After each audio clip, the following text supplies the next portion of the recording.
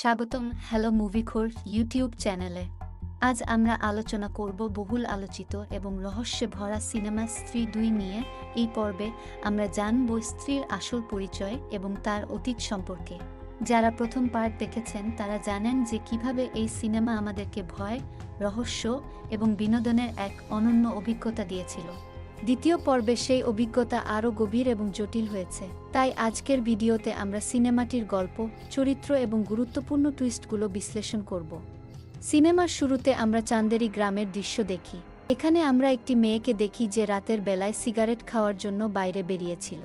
হঠাৎ সে দেখে অন্ধকারে একটি দানবের মূর্তি এবং তার পায়ের কাছে তখনই একটি গোল পাথরের মতো জিনিস গড়িয়ে আসে। মেয়েটি সেটি হাতে তুলতেই সেটা একটু ভয়ঙ্কর কাটা মাথায় রূপান্তর হয়ে যায়। মেয়েটি প্রচণ্ড ভয় পেয়ে চেঁচিয়ে ওঠে, কিন্তু ততক্ষণে ওই মুন্ডু থেকে শিকড়ের মতো কিছু একটা বেরিয়ে আসে এবং মেয়েটিকে সেখান থেকে নিয়ে চলে যায়। কিছু বছর পরের ঘটনা দেখি চান্দেরি গ্রাম এখন অনেক উন্নত হয়েছে এবং সেদিন থেকে চান্দেরি গ্রামে পুজো শুরু হয়। এবারের পুজোর অনুষ্ঠানে আমরা রুদ্রকে দেখি যে স্ত্রীর ঘটনাটি গানের মাধ্যমে বর্ণনা করে, অর্থাৎ স্ত্রী 1-এর ঘটনাটি এখানে ছোট করে বলা হয়। কিভাবে স্ত্রী ভূত ছেলেদের উপর হামলা করত, তাই তারা দেওয়ালে লিখে রাখত স্ত্রী কালকে এসো।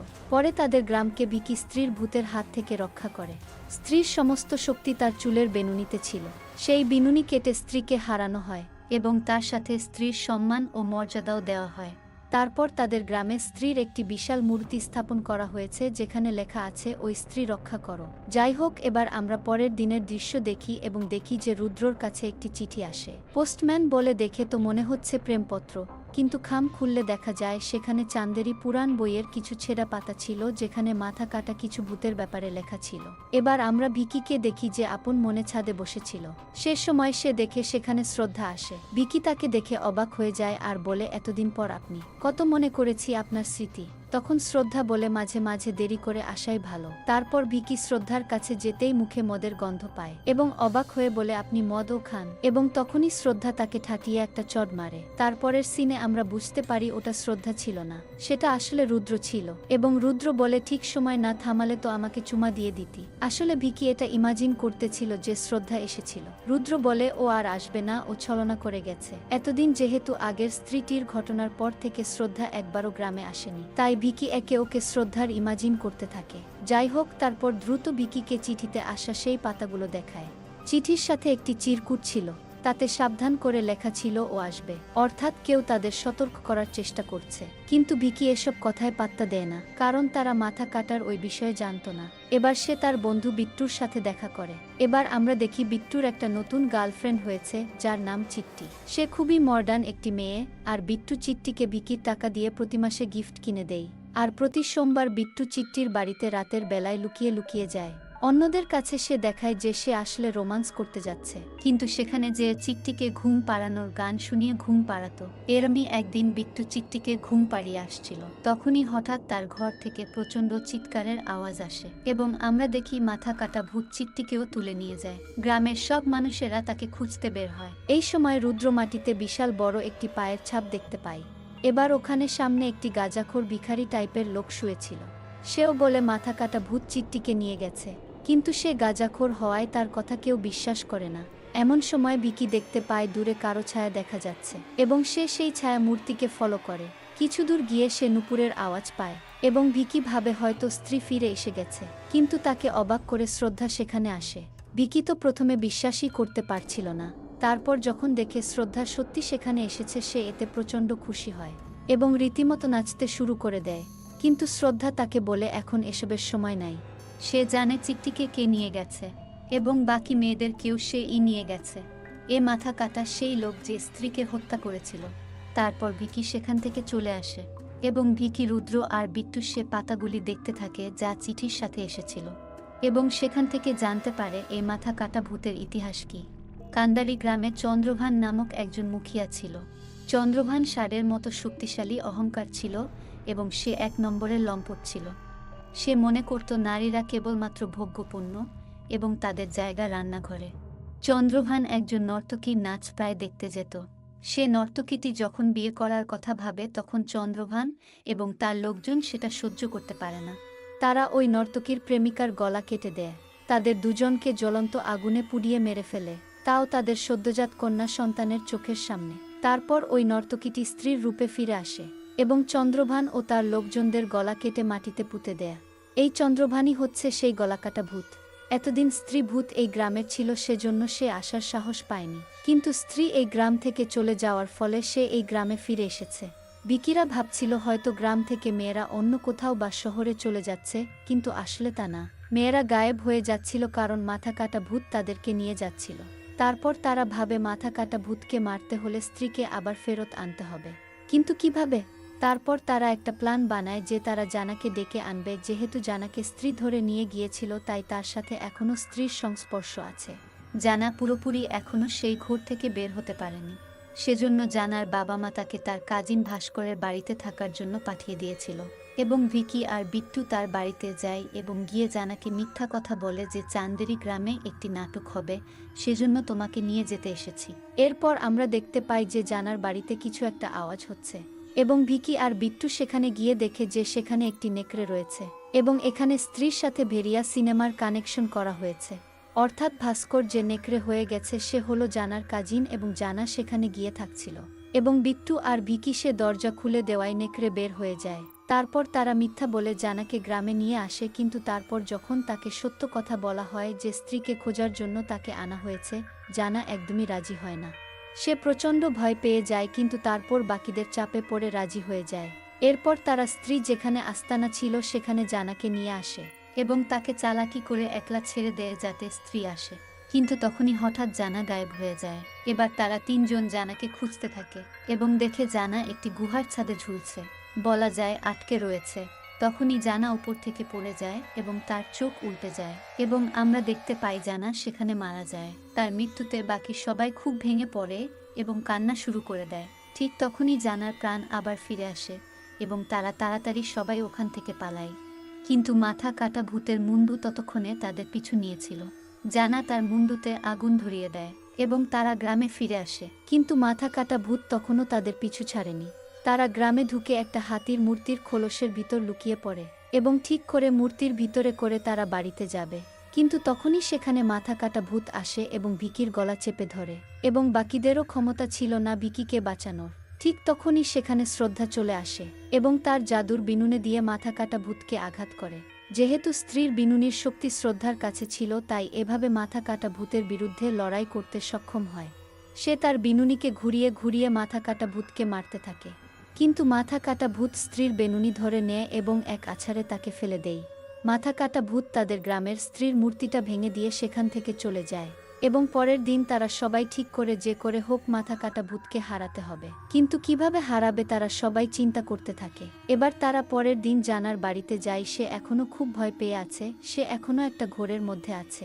তার জন্য তার মা বিকিদের উপর খুব রাগ করে। এরপর জানা বলে সে চোখ বন্ধ করলে ওখানকার দৃশ্য দেখতে পাচ্ছে, কিন্তু তখনই স্ত্রী জানার মাথায় হাত রেখে কিছু মন্ত্র উচ্চারণ করে এবং তাকে শান্ত করে। তারপর শান্ত হয়ে জানা বলে আগের দিন যখন 3 মিনিটের জন্য জানা মারা গিয়েছিল সে আসলে মারা যায়নি, সে আসলে মাথা কাটা যেখান থেকে আসে সেই দুনিয়ায় চলে গিয়েছিল এবং সে সেই ভয়ঙ্কর জায়গার বর্ণনা দেয়। জায়গাটা অনেক ভয়ঙ্কর, গাছপালা সব মরা, সেখানে উল্টো উল্টো পাহাড় ঝুলছে এবং নিচে লাভার সমুদ্র, এবং সেখানে যে সমস্ত মেয়েরা গায়েব হয়ে গেছে সেখানে তারা ছিল। তাদের পরনে সাদা শাড়ি ছিল এবং তাদের মাথা ন্যাড়া ছিল। সেখানে বিট্টুর গার্লফ্রেন্ড চিত্ত ছিল এবং তার মাথাও ন্যাড়া ছিল। তখন বিট্টু কান্না করে বলে 2800 টাকার শ্যাম্পু কিনে দিয়েছিল ওকে, আর ও ন্যাড়া হয়ে গেল। চিট্টির সাথে মাথা কাটার কি শত্রুতা? এই সময় শ্রদ্ধা বলে চিট্টি নয়, আধুনিক চিন্তাভাবনার সব মেয়ের সাথে এর শত্রুতা, এবং যে সমস্ত মেয়েরা গায়েব হয়ে গেছে তারা সবাই আধুনিক চিন্তাভাবনার ছিল। তাদের মধ্যে একজন বাইরে চাকরি করত, আবার একজন অন্য কাস্টের মানুষের সাথে বিয়ে করছিল। সুতরাং এই সমস্ত মেয়েদেরকে মাথা কাটা ভূত তুলে নিয়ে যাচ্ছিল। তারপর তারা গ্রামের লোকদের মাথা কাটা ভূতের ব্যাপারে সাবধান করে দেয়। গ্রামের মহিলারা বলে ওঠে, এতদিন তো ওই স্ত্রীকালকে আসো দেওয়ালে লেখা হতো, তাহলে কি এখন ও পুরুষকালকে আসো লেখা হবে? এরপর গ্রামের মহিলারা সবাই ভিকির কাছে অভিযোগ করে যে তুমি স্ত্রীকে তাড়িয়েছ, তাই আজকে এই অবস্থা। যতদিন স্ত্রী ছিল গ্রামের পুরুষরা ভয় পেত, আর আজকে স্ত্রী নেই দেখে মাথা কাটা ভূত এই গ্রামে আসার সাহস পেয়েছে। তোমাকে মাথা কাটা ভূতের সাথে লড়াই করতে হবে আর আমাদেরকে বাঁচাতে হবে। তারা ভিকির নামে জয় জয় করে এবং তার গলায় মালাও পরিয়ে দেয়। শ্রদ্ধাও বলে একমাত্র ভিকি পারবে মাথা কাটা ভূতের সাথে লড়াই করতে। কারণ শাস্ত্রীজি বলেছিলেন যার চোখে ভালোবাসা আছে এমন একজন শিল্পী সে এই শহরের রক্ষক হবে। সেটা আর কেউ নয়, সেটা হলো ভিকি। তারপর শ্রদ্ধা তাকে একটা জাদুর ছুরি দেয় এবং বলে যে মাথা কাটা ভূতের চোখে চোখ রেখে তার বুকে এই ছুরিটি গেঁথে দিতে হবে, তাহলে সে মারা যাবে। কিন্তু তাকে গ্রামের মধ্যে ডেকে আনা হবে কিভাবে? এই সময় রুদ্র বলে যে মাথা কাটা তো বেঁচে থাকতে বড় লম্পট ছিল, গ্রামে একটা নাচ গানের আয়োজন করলে সে নিশ্চয়ই আসবে। কিন্তু এই গ্রামের কোনো মেয়ে নাচ গান করার জন্য রাজি হবে না। তখন রুদ্র বলে আমি একজনকে চিনি, সে চান্দেরি গ্রামের না, তাকে আমি বললে সে নিশ্চয়ই রাজি হবে। তখন তারা সবাই মিলে শ্যামার সাথে দেখা করতে যায়।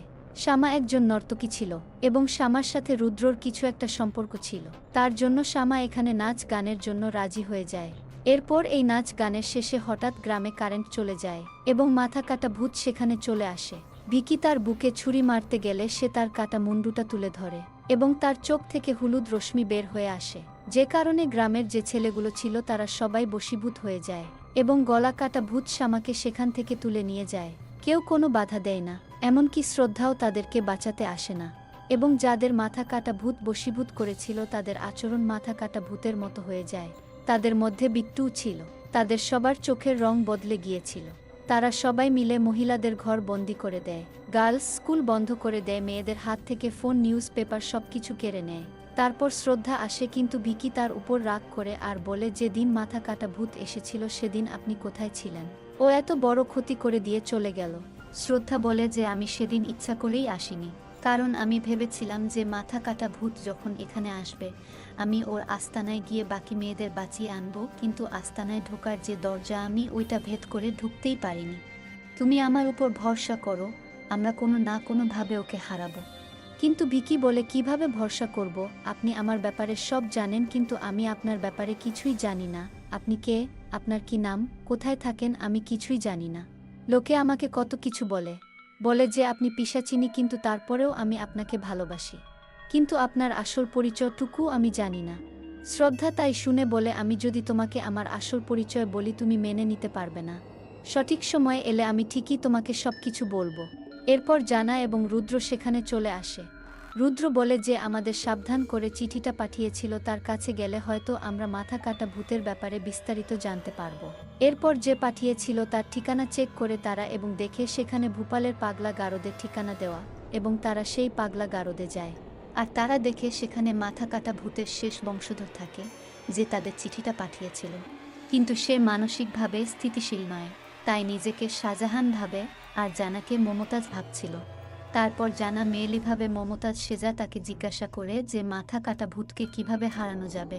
এরপর তখন লোকটি বলে মাথা কাটা ভূতকে সহজে হারানো যাবে না, তাকে কেবলমাত্র তার আস্তানার মধ্যে মারা যাবে। কিন্তু তার আস্তানায় কিভাবে ঢুকতে হয় তাতে সে বলে যে পুরুষ, নারী বা জানোয়ার কেউ ঢুকতে পারবে না, কেবলমাত্র যে অর্ধেক নারী আর অর্ধেক পুরুষ সেই ঢুকতে পারবে। কিন্তু যতক্ষণ না মাথা কাটা বলি পাচ্ছে ততক্ষণ সে শান্ত হবে না। এবার শ্রদ্ধা সে কথা শুনে বলে কিভাবে আস্তানায় ঢুকতে হয় সেটা নিয়ে চিন্তা করতে হবে না, সেটা আমি দেখে নিব। এবং ভিকি ওখানে ঢুকে মাথা কাটা ভূতের মাথা দুভাগ করে দেবে এবং এভাবে তাদের কার্যসিদ্ধি হবে।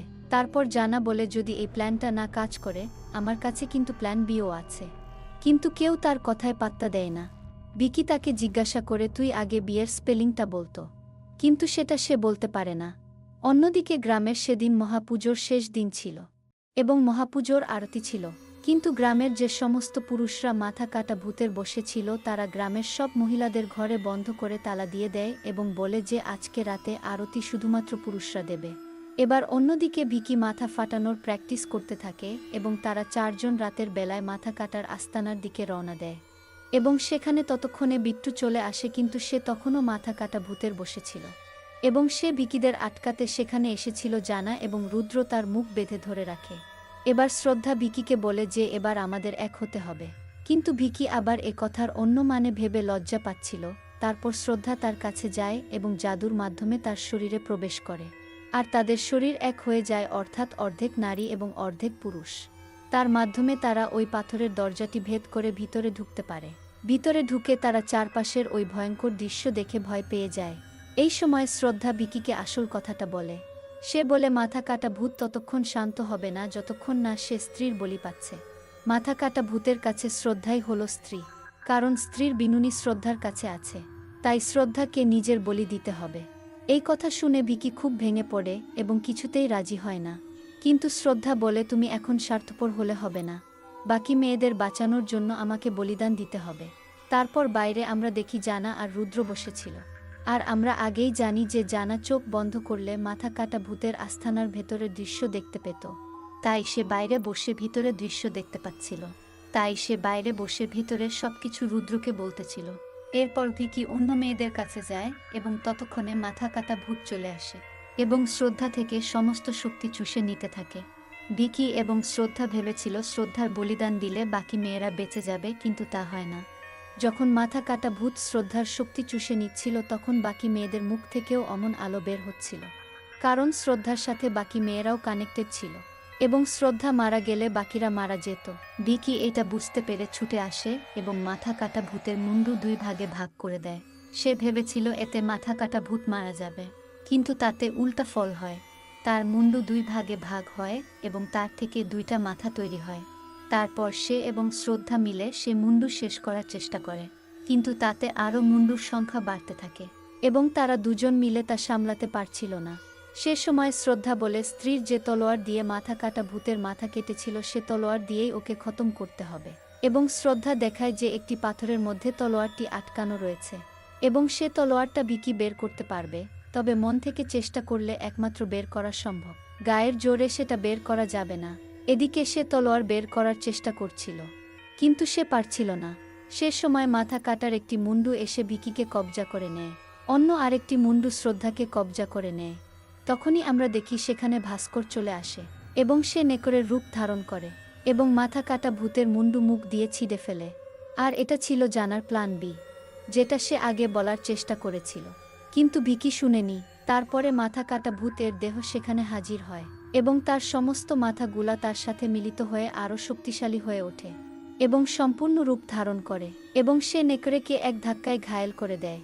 শ্রদ্ধা তার জাদুর বিনুনি দিয়ে মাথা কাটা ভূতকে ঘায়েল করার চেষ্টা করে, কিন্তু সে শ্রদ্ধার বিনুনি ছিঁড়ে ফেলে এবং তার গলা টিপে ধরে এবং তখনই শ্রদ্ধা মা বলে চেঁচিয়ে ওঠে এবং আমরা দেখি উপর থেকে আলো চারিদিকে ছড়িয়ে পড়ে এবং সেখান থেকে আসল স্ত্রী আসে এবং মাথা কাটা ভূতের সাথে তার ফাইট শুরু হয়।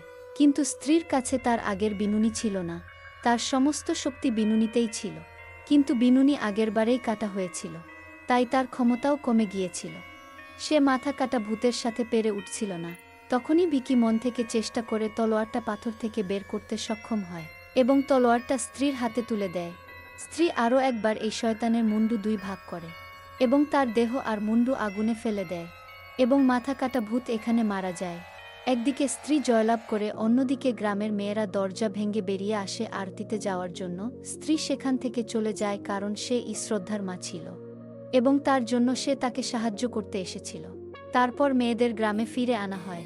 মাথা কাটা ভূত মারা যাওয়ার সাথে সাথে আমরা দেখতে পাই গ্রামের যেসব ছেলেরা মাথা কাটা ভূতের বসেছিল তারা ভালো হয়ে যায়। তারপর আমরা শেষ সিনে ভিকি এবং শ্রদ্ধা কথোপকথন দেখতে পাই। ভিকি তাকে জিজ্ঞাসা করে, স্ত্রীর কাহিনী তো কয়েকশো বছর আগের ঘটনা, তাহলে আপনি উনার মেয়ে কিভাবে? এ সময় শ্রদ্ধা বলে, আমি উনার মেয়ে এবং আমিও অত বছর আগের আমার জীবনের একমাত্র উদ্দেশ্য ছিল আমার মায়ের আত্মার মুক্তি করানো। সেজন্যই আমি এই গ্রামে এসেছিলাম এবং তোমার সাথে বন্ধুত্ব করেছিলাম। লোকে আমার নামে যেগুলা বলে সেগুলো সব সত্যি, আমি সত্যিই পিশাচিনি। তারপর ভিকি বলে, তাহলে আমাদের মধ্যে যে সম্পর্ক সেটা কি মিথ্যা? এবং শ্রদ্ধা বলে যে মিথ্যা নয়, আমাদের সম্পর্ক সত্যি, যেটা আত্মার সাথে আত্মার সম্পর্ক। এরপর ভিকি বলে, আমি তো আপনার নামও জানি না। শ্রদ্ধা তার কানে কানে তার নাম বলে এবং হাওয়ায় মিলিয়ে যায়, কিন্তু আমাদের সে নামটা বলা হয় না এবং এখানেই সিনেমাটি শেষ হয়। এই ছিল স্ত্রী 2 মুভির কাহিনীর সংক্ষিপ্ত বিবরণ। যদি আপনাদের মুভিটি ভালো লেগে থাকে তাহলে অবশ্যই দেখে নেবেন। আর হ্যাঁ, আমাদের চ্যানেল হ্যালো মুভিকো সাবস্ক্রাইব করতে ভুলবেন না, কারণ এখানে আপনি পাবেন এমনই মজার মুভি এক্সপ্লেনেশন। তাহলে আজকের মতো এখানেই শেষ করছি, দেখা হবে পরের ভিডিওতে। ধন্যবাদ।